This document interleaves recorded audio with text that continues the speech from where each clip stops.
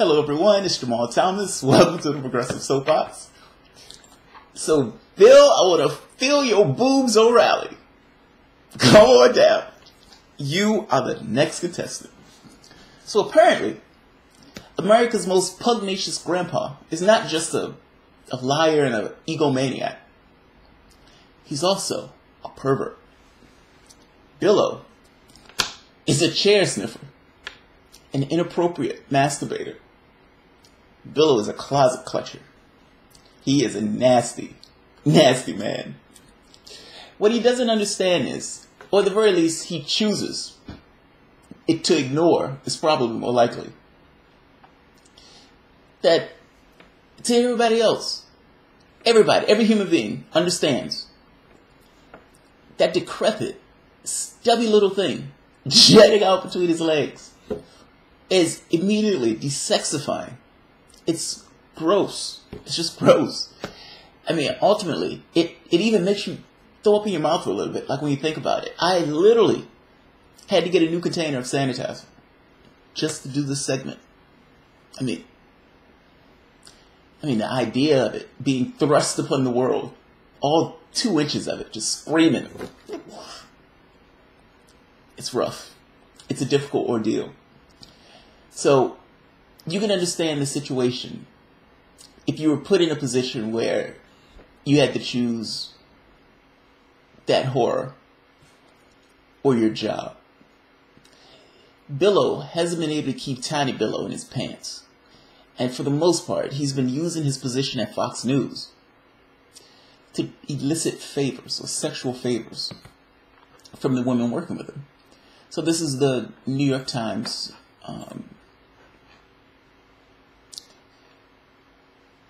An investigation by the New York Times has found a total of 5 women who have received payouts from either Mr. O'Reilly or the company in exchange for agreeing not to pursue litigation to speak about their accusations against him.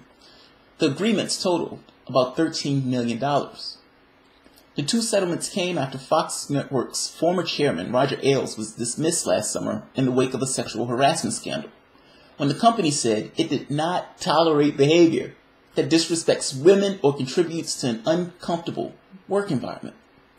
Did anybody tell O'Reilly that? Billo seems to not remember that conversation. They have complained about a wide range of behavior, including verbal abuse, lewd comments, unwanted advances, and phone calls in which it sounded as if Mr. O'Reilly was masturbating, according to documents and interviews. The report suggested a pattern. As influential figure in the newsroom, Mr. O'Reilly would create a bond with some women by offering advice and promising to help them professionally. He then would pursue sexual relationships with them, causing some to fear that if rebuffed, their careers would stall. Now, O'Reilly had a conversation with this woman named Andrea Mattress.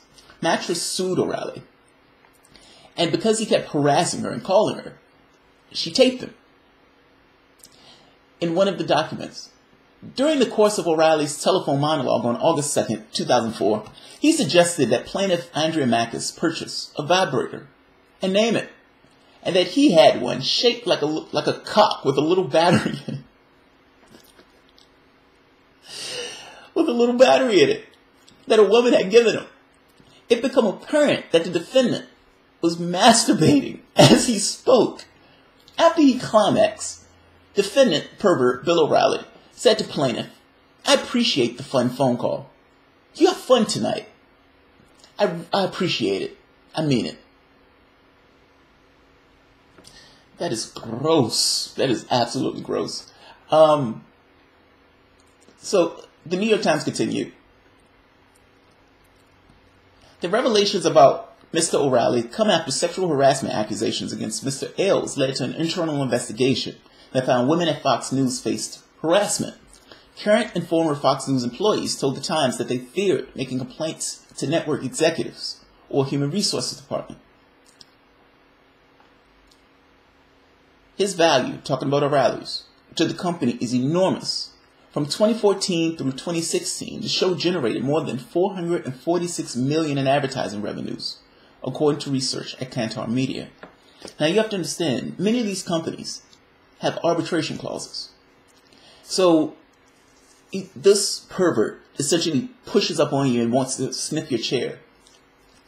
Now, if you're uncomfortable by that, you should be uncomfortable by that, and you go to management. Management could say, well, when you signed a contract, you signed a contract saying that you would take binding arbitration. The company binds an arbitrator. Now, do you believe that you're going to get fairness in that ordeal?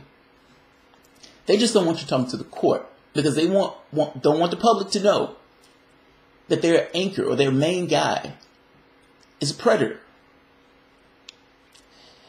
It's uncomfortable, and these women have a point. So you go to management, you say, this guy is sexually harassing me. Billow is bringing in $446 million. It's one of those things of, what are they going to do in relation to Billow with him bringing in this much money? Because that's, I guarantee you, is what it boiled down to. That's why they didn't do anything about this. That's why, for the most part, it was cheaper for them to pay the money than to actually deal with the anchor. That's a sexual predator. I mean, call it what it is. He's pushing up on women who don't want anything to do with him. And to put a finer point on it, O'Reilly called, this was, again, Mattress. And this was another monologue. You would basically be in the shower. And then I would come in and I'd join you. And you would have your back to me. And I would take that little loofah thing and kind of soap up your back. Rub it all over you. Get you to relax. Hot water. And, you'd feel the tension drain out of you. And you would still have your back to me. And then I would kind of put my arm. It's one of those mitts, those loofah mitts, So I got my hands in it. And I would put it around the front, kind of rub your tummy a little bit with it. And then with my other hand, I would start to massage your boobs. Get your nipples real hard. Because I like that. And you have really spectacular boobs. So anyway, I'd be rubbing your big boobs and getting your nipples really hard. Kind of kissing your neck from behind. Then I would take the other hand with the falafel thing. And I'd put it on your pussy. But you'd have to do it really light. Just kind of the tease business. This pervert forgot the fact that he was talking about a loofah and called it a falafel. That is amazing. That's amazing. Oh yeah, dude, that's gross. I'm sorry. That's absolutely gross. Nobody asked for him to do that. Nobody asked for him to do that. Billow thrust that out into the world. It was unrequited. It was unwanted. And yet he continued over and over and over again. Why are you masturbating on people's answering machine? That's what it boils down to. Why are you masturbating on people's answering machine? Jesus Christ.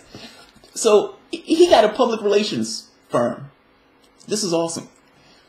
Just like other prominent and controversial people, the statement read, I'm vulnerable to lawsuits from individuals who want me to pay them to avoid negative publicity. In my more than 20 years at Fox News Channel, no one has ever filed a complaint about me with Human Resources Department, even on the anonymous hotline. But most importantly, I'm a father who cares deeply about my children and would do anything to avoid hurting them in any way. And so I have put to rest any controversies to spare my kids. Billow loves his kids. That's what Billow said. Billow said he loved his kids. So let's talk to those kids. This was a court document from Gawker.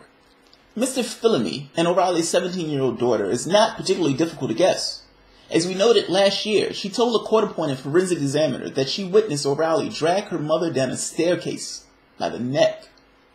According to court transcripts obtained by Gawker, she also viewed O'Reilly as a temperamental, absentee parent who was uninterested in developing a relationship with her. At a January 22nd hearing, the children's court-appointed lawyer, Barbara Kaufman, told the appellate court that both the daughter and the son strongly preferred living with their mother over their father. That doesn't sound like somebody who deeply and immensely loved their kids. It does not sound that way. The question is, Fox News, what are you going to do? What are you going to do? That statement that you had earlier saying that you didn't want to have a hostile work environment, that you wanted the women at your company to feel safe. You think those women feel safe with this giant pervert roaming the hallways? You guys lost Roger Ailes. Billow was still stiffing chairs 2 years from that point, and you left him there. What are you going to do? What are you going to do? You're losing some of those advertisers, regardless. They don't want... Look, nobody wants to put money and have somebody say, drink Coke, after having a sexual predator essentially giving a monologue. Nobody wants that.